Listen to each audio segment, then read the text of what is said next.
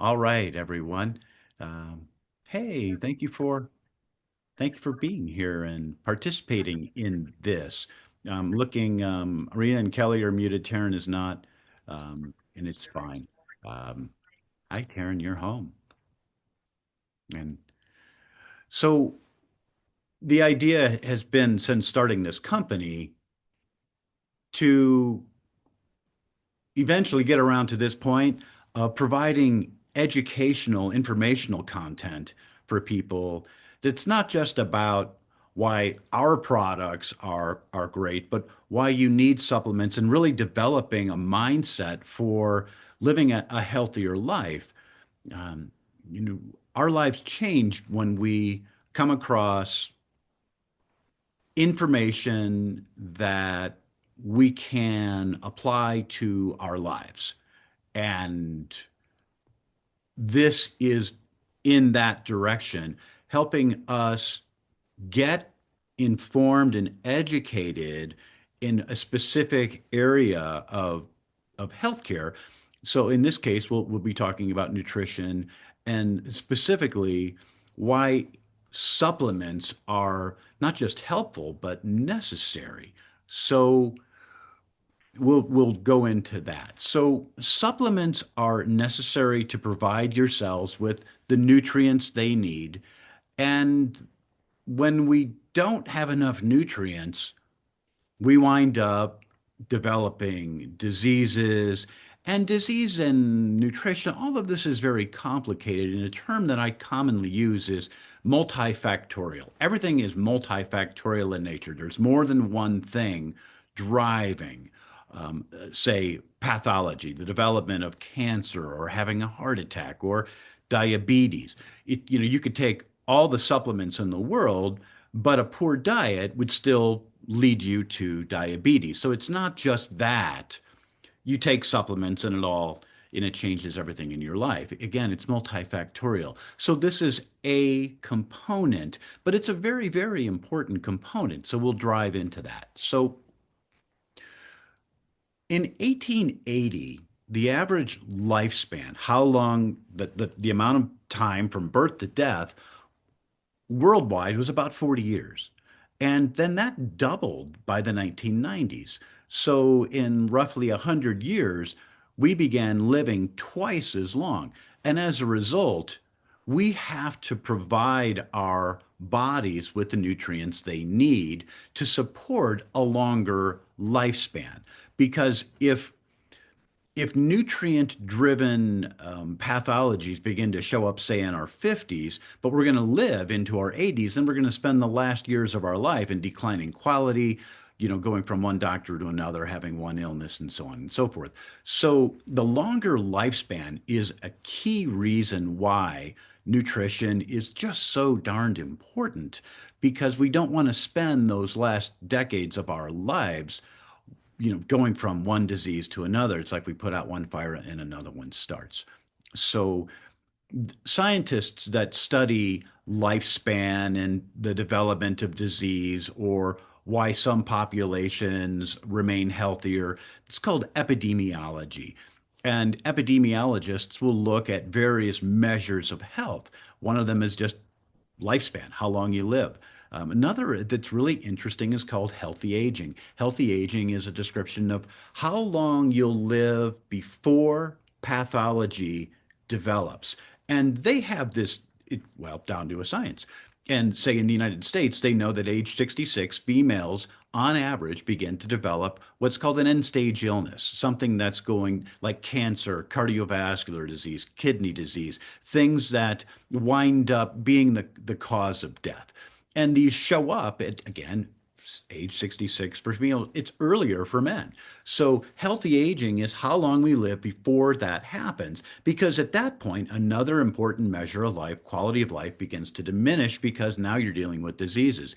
So providing your body with the nutrients that it needs, wow, so important because you can extend healthy aging. And so governments are all about this stuff when it's not in mainstream media because it's just going to save so much in terms of healthcare dollars. So they healthy aging is very, very important. Again, there's no reason we have to suddenly develop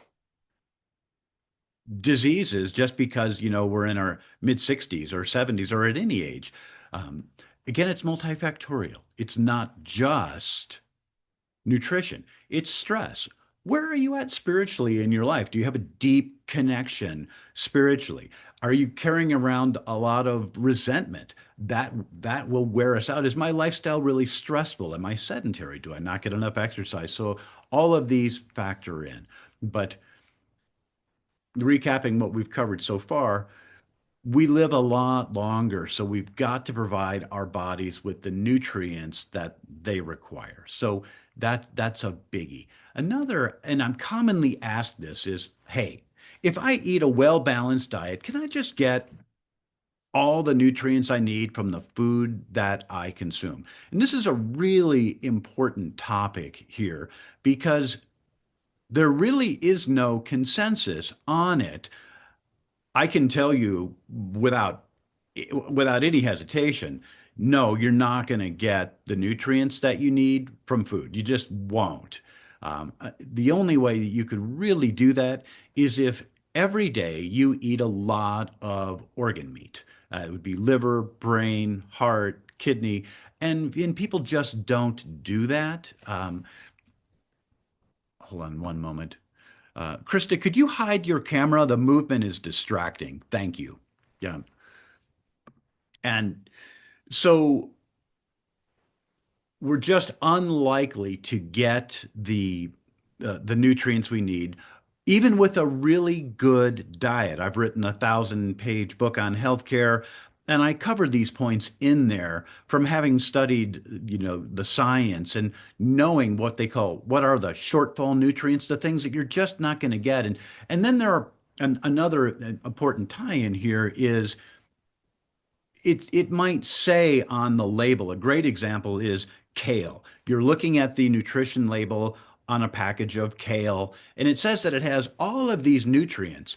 But the reality is only a fraction of those nutrients is going to end up in your cells because the nutrients in many foods, including kale, are not in bioavailable form. So just because it says it on the label or even on a supplement label doesn't mean that it's in your body. A great example of that is vitamin B1, which is thiamine. And you could go to the health food store, spend a lot of money, take a large dose. A large dose of thiamine would be 500 milligrams. And you could take this 500 milligram dose of thiamine, and I promise you, if you did, you'd still be deficient in thiamine because thiamine is so poorly absorbed. And thiamine is that's the form of vitamin B1 that's in food, but we just have a really difficult time absorbing it, particularly in where we digest our food in the stomach and small intestine. That's when digestion is to break it down into tiny little molecules that can be absorbed. But thiamine, it's just difficult to get it out of the digestive tract and into the bloodstream. So we'll have this idea of whatever it is that's in food, nature created it that way, and it will be in the right form for us, but it's just not the case. And again, I'm using thiamine as an example. Those who know me well, I've said this before that in the 1950s and 60s, Japanese scientists began creating a form of thiamine that had another molecule added to it, something natural called phosphorus. A phosphate group is what it's termed in chemistry. But by adding a phosphate group to thiamine, it's 5 to 6 times more absorbable out of the stomach and small intestine. So we don't really want the thiamine in food because that form isn't very bioavailable. We're going to benefit our health by using a form of this and various other ingredients that have been manipulated in a laboratory. In our minds, we go, "Oh, I don't want that," and it's like in some cases you really do, because no matter how much you get of the natural form, it's still not in your cells. You'll still have a shortfall of that nutrient. So this is all that went into creating the products that we have developed is this type of information. Really studied it from top to bottom for 10 years to figure these things out.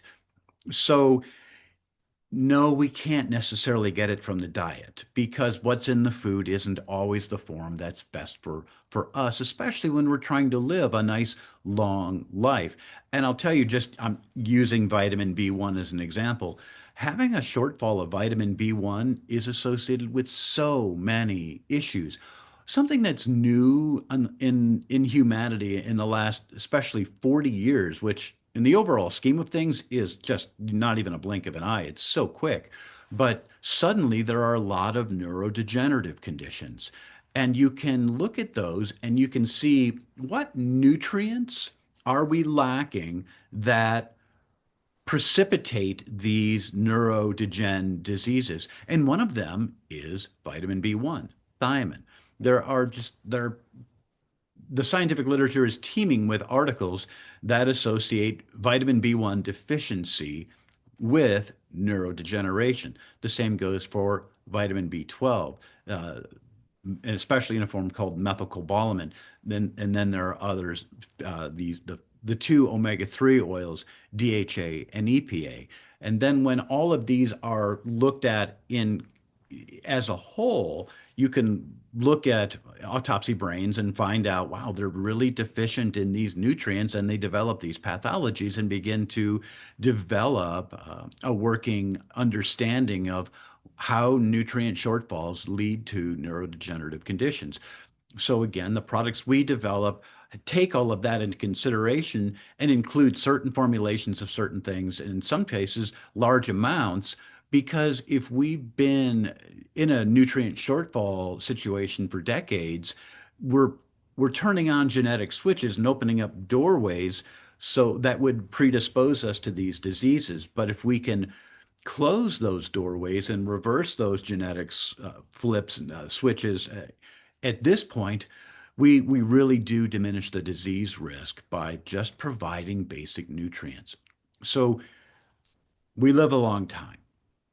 We can't get the nutrients that we need from foods. So the idea was let's create products that provide those nutrients to people in the amounts that are beneficial and in the form of that nutrient that's beneficial. Staying with vitamin B1, again, what's in food is called thiamine, not really bioavailable out of the digestive tract, but by using a form called benfotiamine, it's far more available out of the digestive tract. And as a result, you'll get far more of it into your cells. So just one example of how that works and why no, not we can't really get it out of food.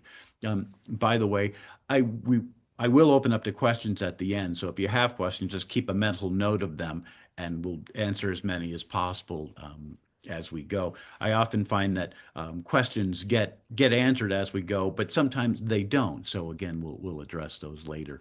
Um, Okay, so I was mentioning lifespan, how long we live from birth to death, and healthy aging, how long we live before we develop pathology. But then there are other indices or measures of health, such as, well, how about if I can just continue to live and perform the same functions that I could when I was 30, but when I'm in my 80s, even my 90s and beyond.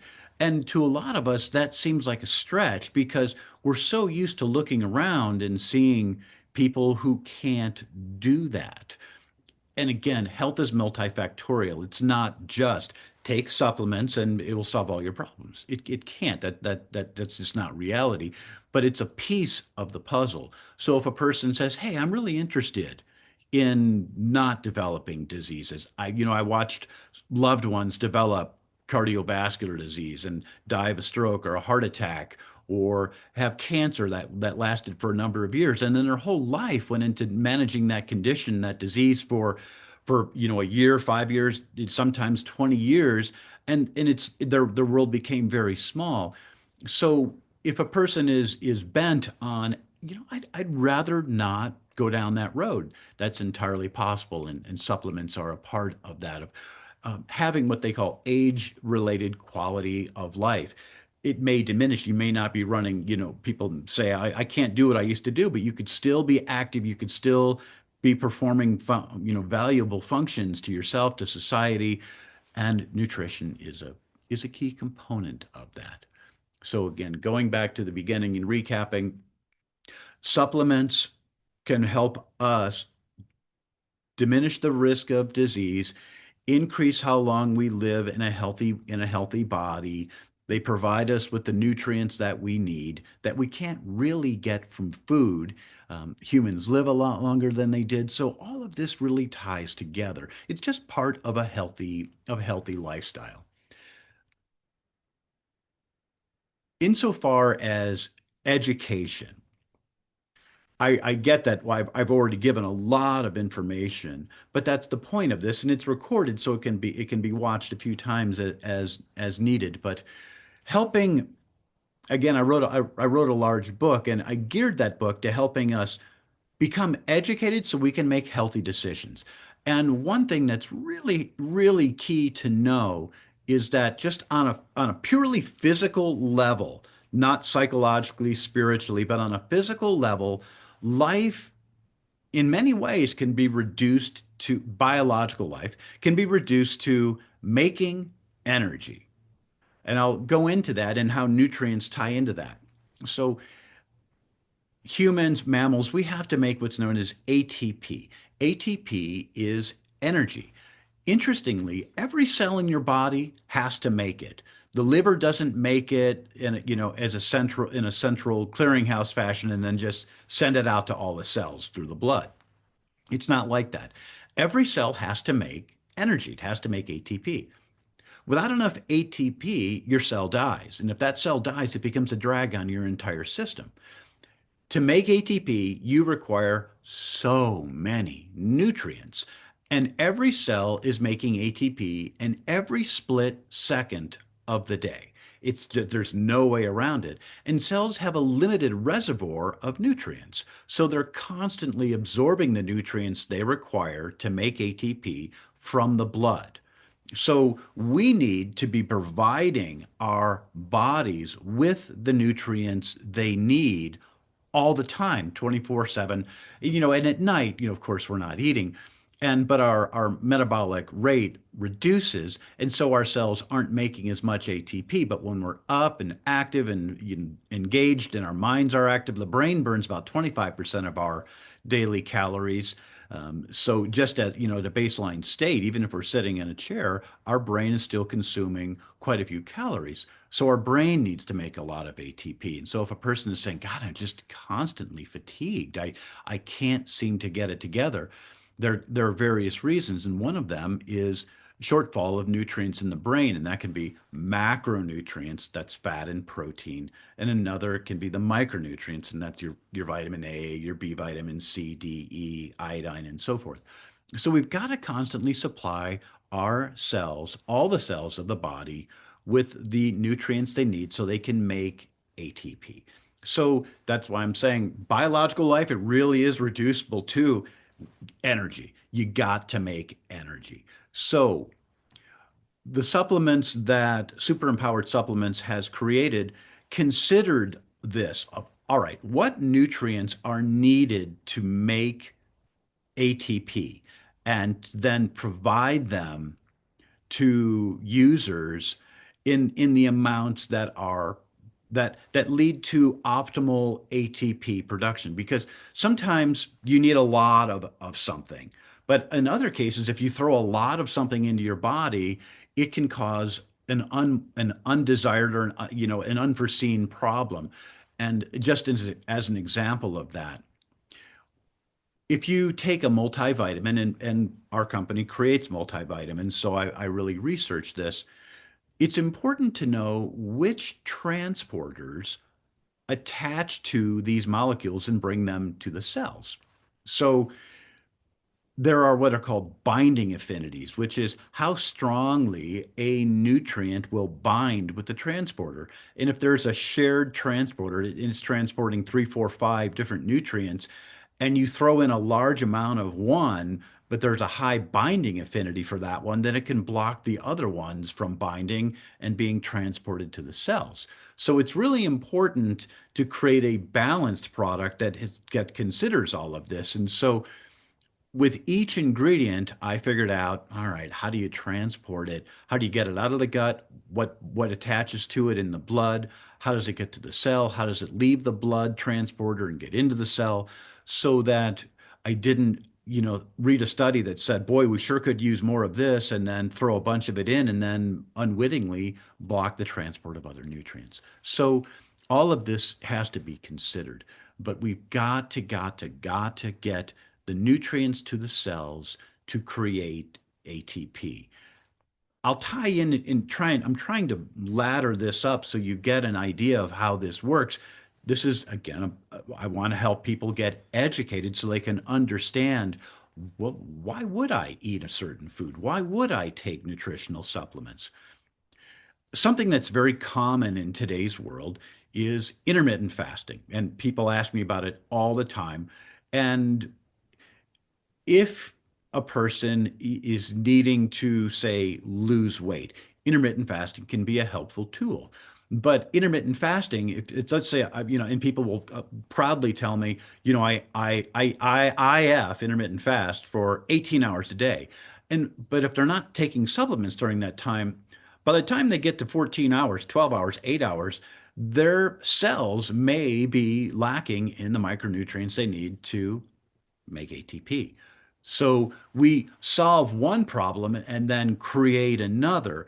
We're coming from a place of my health is damaged, I've neglected it, I'm overweight, I haven't been taking care of myself. Oh boy, now I'm aware that I've got health problems. I've been diagnosed with the disease. I'm overweight. My doctor said lose weight, suggested intermittent fasting. But now that I've been doing it for 3 years, I'm putting my cells into a condition where they're experiencing shortfall nutrients every day just because I'm not providing my body with the nutrients that it needs.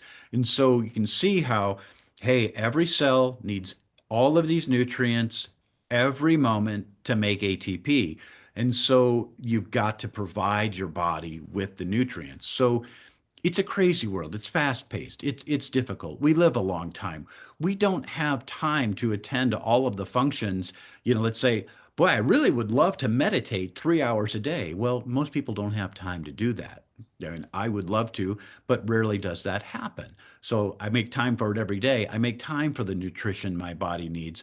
But really, I've shortcutted the process by creating a product or products that provide us with those nutrients so that we can go about our busy lives, but still provide the body with the nutrients it needs to, again, perform the basic function of making ATP. And I keep coming back to ATP, ATP, ATP. I've given numerous talks in public, and I'm always harping on the importance of ATP.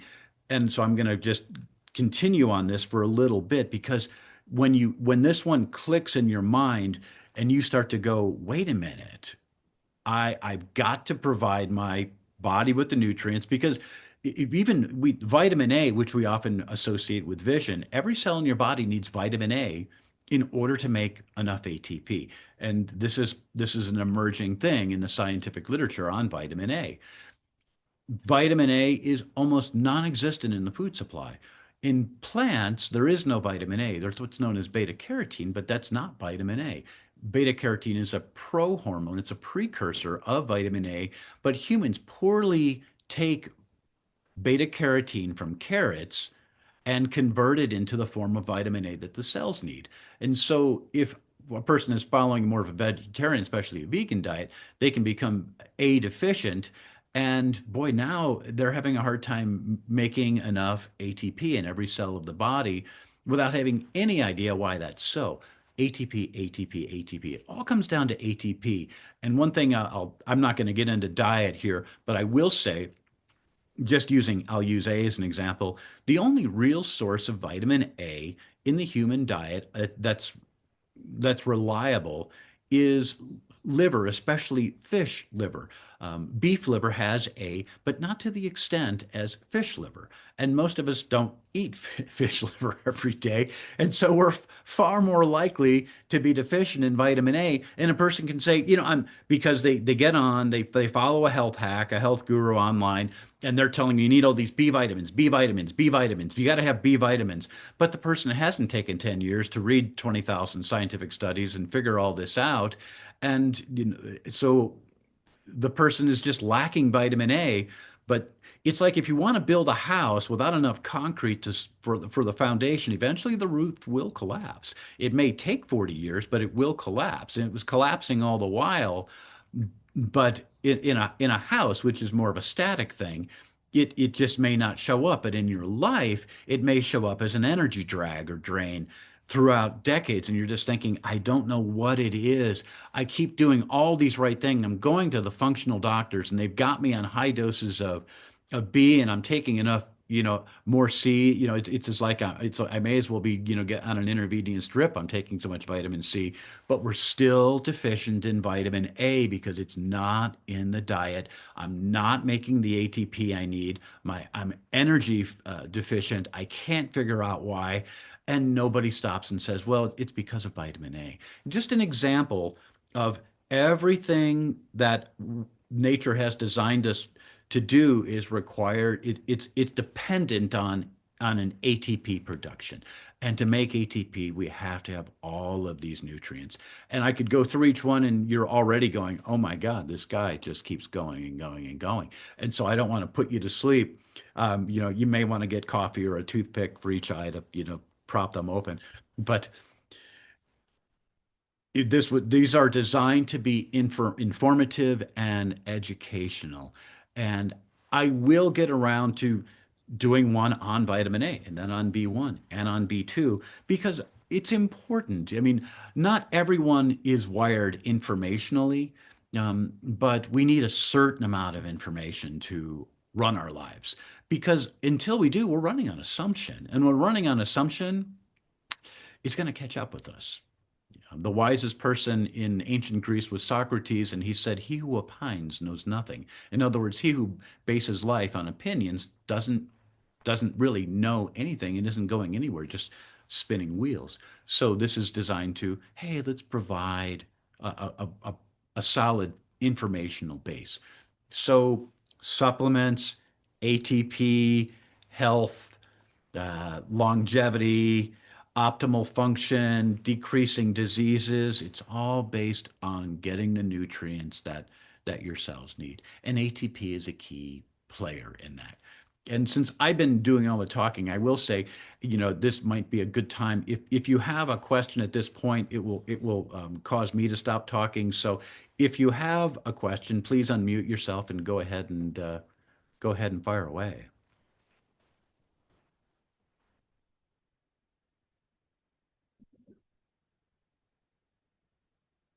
Okay.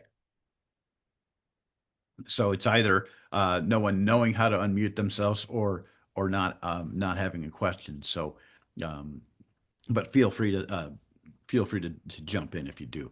Okay. So I've covered quite a lot of ground already. Um, let me look at I have a brief note outline here, and I'm looking through it, and I really have gone through all of the stuff there that was on my list. So Excuse me. yes, Arena, I would like a question. sure. Has nothing to do with coffee, believe it or not. Anyway, Sure. can you touch base on the value of uh, taking supplements pulsed throughout the day rather than believing that you only need it once a day and it's going to do the trick? Okay. Thank you. Lovely question. So w- when I've been making my own supplements for about 10 years. I started ordering powders off of Amazon because they're all out there. And I would mix them all together. And then what I would do is put them into a large water bottle. And that way, each time I take a drink of water, I'm getting a little bit of nutrient. And so what Arena is asking is about pulse dosage. And so I was getting, an ultimately pulsed dose because every time I took a drink of water, I got a little bit of magnesium and vitamin C and iodine and, on and on. But when when I finished writing the book, I spent 8 years writing Healthy Past 100 is the name of the book. I had it in mind that I would start a supplement company and help people that way by providing them supplements. What I wasn't, I had no idea what happened when I ordered, if you will, real ingredients from right straight from the manufacturer who had just made it and they could tell me the date of manufacture. It hadn't been sitting in a warehouse for a couple of years, oxidizing and becoming far less potent. I just was shocked at how strong it was. And these supplement ingredients often are bitter. Not all of them, but a lot of them are very, very bitter to the taste because they're pure extracts. And so it wound up having to go into capsules. But there was to provide people with the nutrients they need, it was far more capsules than I was anticipating. And so a typical dose of our product is 10 capsules a day, which lends itself perfectly to what Arena is talking about, a pulsed dose. You don't want to take 10 capsules of super fresh, super potent, super bioavailable nutrients all at once because it would be like eating 3 pounds of beef liver and a quarter pound of fish liver and some brain all at once. In other words, there's no way to absorb all of those nutrients at once. So this product or the products we develop have many capsules because that's what it takes to provide your body with what it needs. But it lends itself perfectly to taking, say, 4 capsules in the morning, three in the early afternoon, three in the late afternoon, and then you provide your body with the nutrients that it needs throughout the day. And so this bootstraps into that intermittent fasting conversation. Instead of going 18 hours or 12 hours or whatever it is without any nutrients and getting into a shortfall situation, you're providing your body with the nutrients throughout the day. And this is a key issue. All of the nutrients that we put in our body, vitamin A, the B vitamins, C, D, E, they have a very limited amount of time that they exist in the blood supply. The liver and the kidneys are really particular about keeping your blood at a certain flow rate or what's called viscosity, thickness, thinness. And if you throw in a bunch of nutrients, it can slightly thicken the blood. And Mhm. so even though we need these things, the body will get the liver and kidneys are going to get rid of these nutrients before the cells have a chance to absorb them. So the pulsed dose, the multiple doses throughout the day is so important to getting the nutrients we need into our cells. And a way of thinking about this is, all right, we we have the opportunity to live a long, healthy life. And so we're all science experiments, if you will, and saying, well, what would happen if I did exercise? What would happen if I did meditate? What would happen if I made a list of the 10 people who have driven me crazy in my life, who I convinced myself are the cause of my problems, and I forgave them? What would happen if I took all the nutrients that my body needed and I did it in a pulse dose? We could materially affect our health, our longevity, and all of this. So the question about pulse dose is really important, and our product is designed with that in mind. So thanks for the lovely question. So I have a question. sure, Kelly. Um, okay, so I really do like organs. Now, Hmm. I mean, because I know I've always taken a ton of supplements to try to fix whatever I thought I had. I know that's really messed me up. And so I've really narrowed things down, but I also like beef organs. So is that going to be too much? Mhm. for me to take in, because I know I've overburdened myself too with, trying to, fix health issues. Mhm. So it's a lovely question. And by and large, the challenge that we have is not getting enough nutrients, right? I mean Right. that's by and large our one of our many contributing factors to health issues. But for some, getting too much of a nutrient can be a problem. Mhm. There is a distinction between eating some capsules of freeze-dried organs versus eating the real McCoy in Mhm. its raw state. That can be that can be an issue. So if you get too much of it, so Right. it's really would be more of a case by case situation. And if a person is saying, well, I'm eating, say, 3 or 4 ounces of raw liver and an ounce of brain, and da da da. So if you're eating that much or more on a daily basis, then that can lead to an abundance of nutrients. But there are only some nutrients where an excess is associated with a health issue. Vitamin B6 comes to mind. And off Oh, the top of my head, I don't know how much B6 is in beef liver. I would have to look and yeah. see. Um, but like I'll give you like vitamin A. There's a lot of controversy. What I learned in school 30 years ago was you get too much vitamin A, it's a problem. But by and large, that's not entirely true. But if you get a ton of vitamin A, it could be a problem.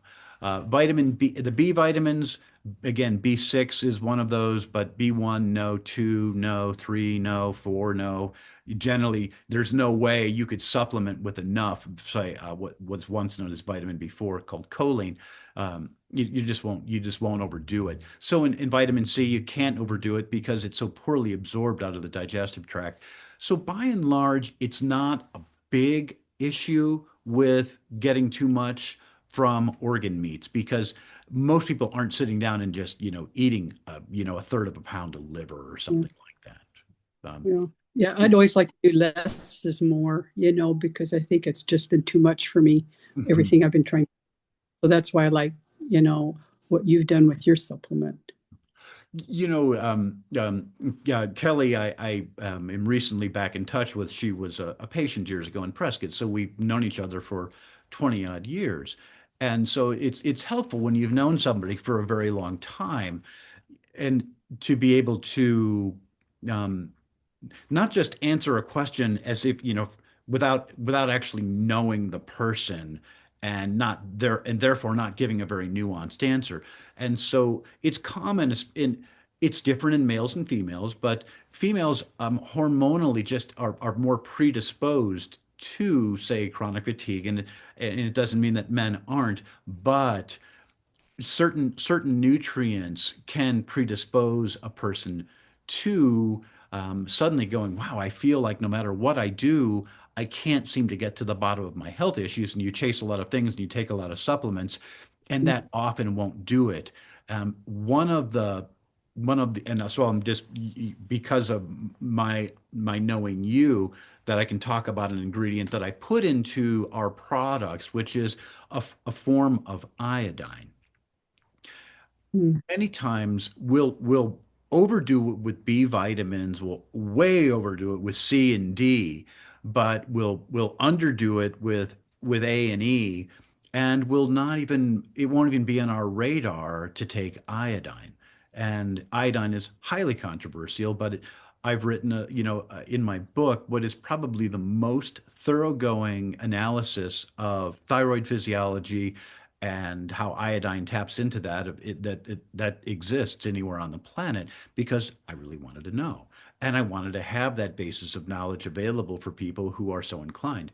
But it is, chronic fatigue and CFIDs, it's inseparable from hypothyroidism. And one cannot get out of that while they're in a shortfall of bioavailable iodine because you can't make enough thyroid hormone. The engine of the thyroid is iodine. iodine makes the thyroid gland itself makes thyroid hormone based on the iodine molecule. And we often just don't have a lot of it. It's just not in the diet. Um, we can be taking an iodine supplement, which usually is limited to 150 micrograms, which is so paltry that, given difficulties with uptake and absorption, can block that. So I put in significantly more iodine with that, knowing that by and large, the end user of the products I develop will be female, probably will be 50 years or older, because that's who takes supplements. It, you know, 19-year-old boys don't take supplements. I mean, by and large, it's not just, that's not a generalization. It's just the way it goes. I did, but I'm somewhat of an anomaly there. In 22-year-old college girls often don't take supplements. If they do, it's hit or miss. But when we get older, the demographics show in the United States, and I just have studied those, it's college educated white females who take supplements who seek out complementary and alternative therapies, because that's who's interested in that by and large. And so, knowing that, I said, I need to put some iodine in this, because by and large, Americans are deficient in that. And it leads to all these health issues that won't be solved no matter how many organ meats you eat, no matter how many B vitamins and other supplements. So, I did my best to just create a product that, reading the label, a person won't necessarily know. But so in your case, just because you're getting all of the, say, organ meats, and you've taken a lot of supplements, we can still be lacking one or two key ingredients. In this case, I'm talking about iodine in the thyroid, and really just not get where we need to be. A lack of iodine predisposes us to all kinds of cancers, especially glandular Right. cancer, breast, ovarian, uterine, for men, the prostate. So just I'm going off on that, but another example of how certain nutrients really, they lead to some problems. So thank you for the question. I know I Yeah. went off on a tangent on that. Do you have another, or a continue follow up on that, or? No, but I remember, like, I'm not sure if I told you this before, but I know my mom is, when she was young, she had a goiter. So isn't that iodine? Uh, she hasn't had enough iodine. Where did your So mother it's kind grow of up? in the family. Mhm. Is that, pardon? Where did your mother grow up? In Montana. Interesting. Okay. Um, Yeah, it wasn't a goiter belt or anything, but she had a goiter, and then from then on, and thyroid problems. So her, my sister, and me have all had thyroid issues. So I didn't, wasn't quite sure all the connection there. mm, it's goiter isn't as common today. It once was very, very common. And the thyroid gland is just enlarging Yeah. itself to be able to, just having, by hook or crook, having more tissue. It could absorb more iodine from the diet. But in your case, Uh-huh. there, you could have had, 1,000 people, and not everybody in town had a goiter. So it's that this person's physiology is predisposed to being, it's just Yeah. not as capable of absorbing iodine from the food. There are other factors as well. Certain things can Yeah. block the absorption of iodine. They're called halides. They're bromine, Right. Oh, brominated yeah. flours, and these things. So, it's always multifactorial. But in your case, Yeah. there are signs that, probably you would need significantly more iodine than the next person. But then there's all this research out there on Hashimoto's showing that iodine and Hashis don't go Yeah. together. And I'm telling you, I did not find that. I found exactly the opposite. And I also find age-old Wow. practices. For instance, yeah, I told you, I said I wrote a thoroughgoing analysis, really more of a treatise on thyroid physiology and iodine. And in the Mayo Clinic back in the 1800s and 1900s, they treated all manner of diseases successfully. And one of them was all manner of thyroid issues. And they would give people enormous amounts of iodine.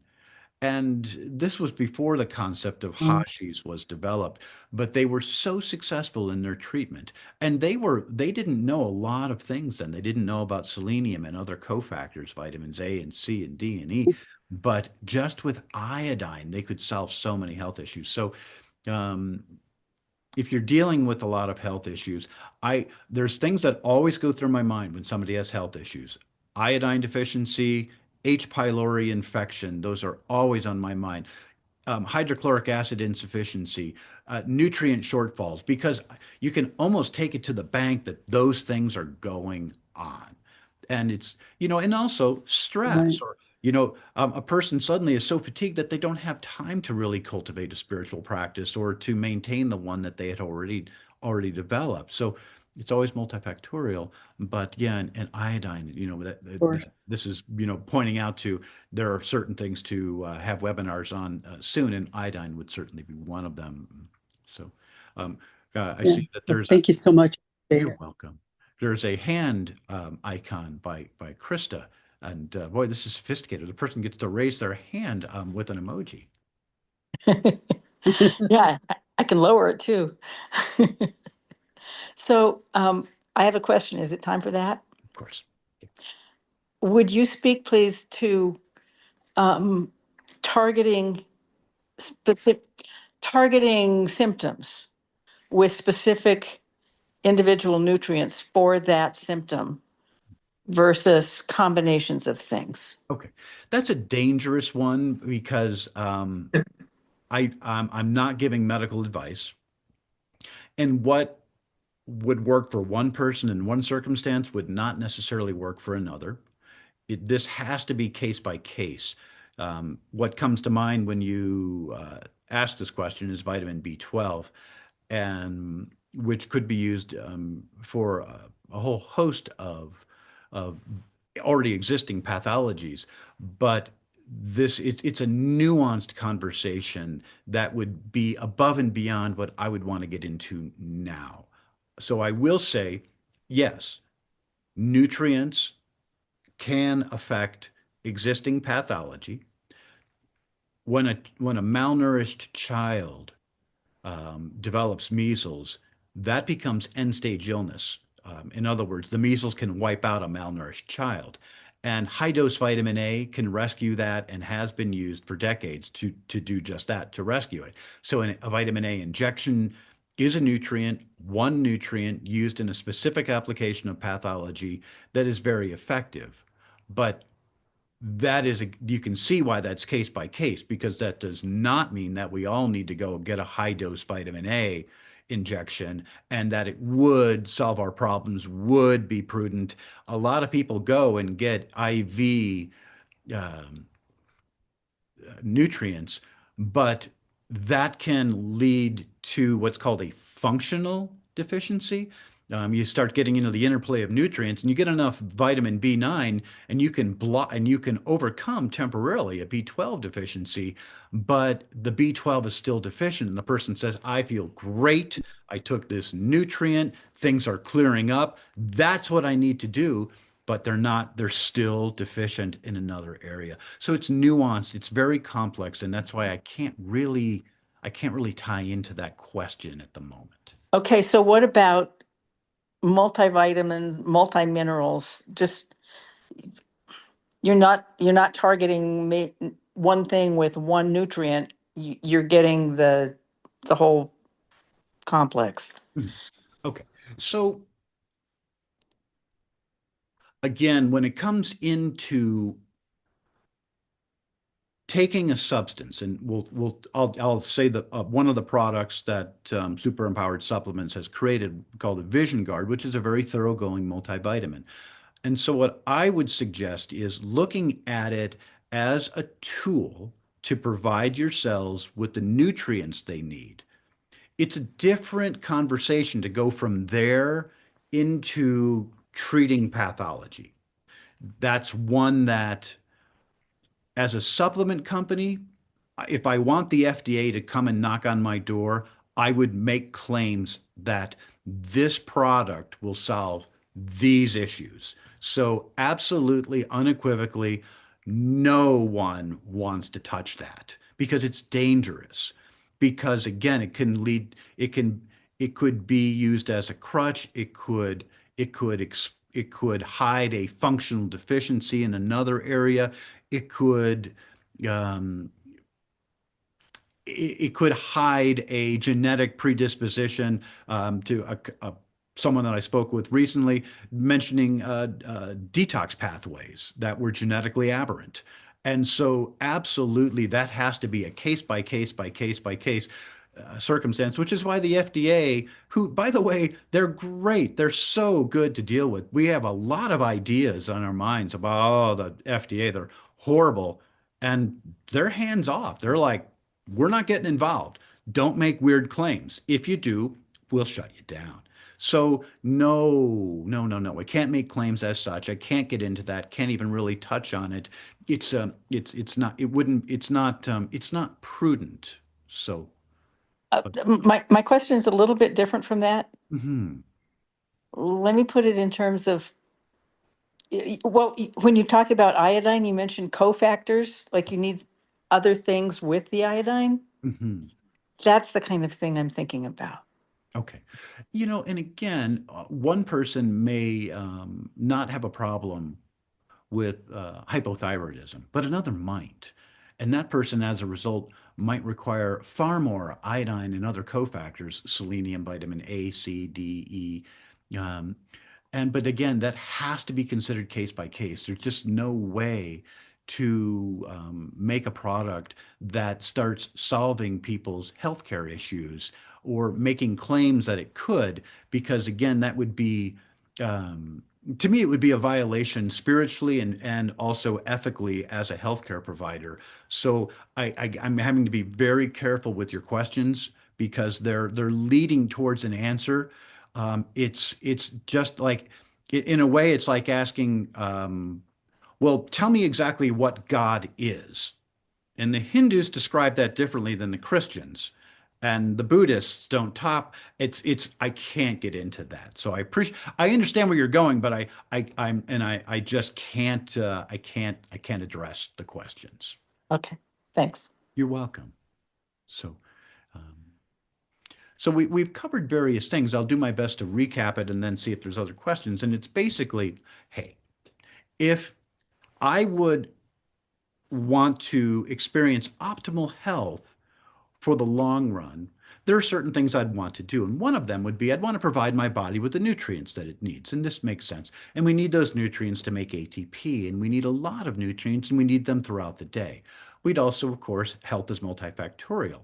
It's not, if I'm getting all the nutrients I need and I'm not eating a healthy diet and I'm drinking a lot of alcohol and I'm smoking cigarettes and I'm exposed to toxins and I'm stressed to the gills and my headspace isn't good and I'm carrying around a lot of grief, then the nutrients are really limited in effectiveness. So it's multifactorial.